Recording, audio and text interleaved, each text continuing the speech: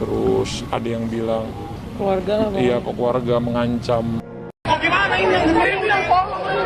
2012 saya pengawasan itu tugasnya. Saya pulang balik nggak pernah lagi. Kontroversi yang melibatkan Atta Halilintar dan Fujian kini semakin melebar dan menarik perhatian publik, bahkan melibatkan tokoh-tokoh besar di dunia hiburan. Baru-baru ini, insiden tak terduga terjadi ketika Atta, yang tengah menghadapi pemboikotan dari beberapa stasiun televisi, berhadapan langsung dengan Ardi Bakri, pemilik TV One, di sebuah pusat perbelanjaan di Jakarta Selatan. Ketika berada di lokasi, Atta Halilintar melihat Ardi Bakri yang sedang menikmati waktu bersama sang istri. Merasa terdesak dan ingin mendapatkan klarifikasi mengenai pemboikotan yang dilakukan terhadapnya, Atta langsung menghampiri Ardi. "Kenapa Anda memboikot saya dari TV One?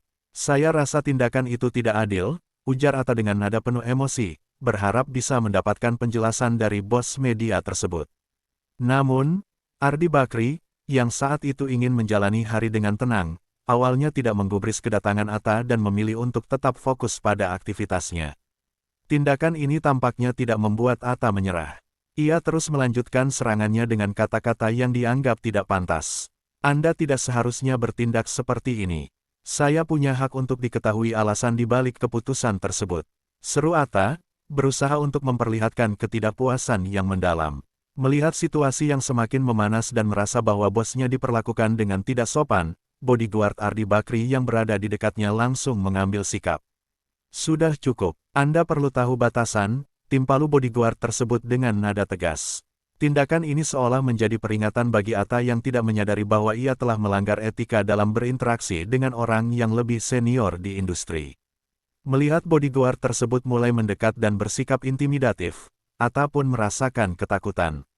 Reaksi ini menunjukkan betapa situasi bisa berbalik dengan cepat. Keberanian yang selama ini dipertontonkan Atta akan sirna seketika.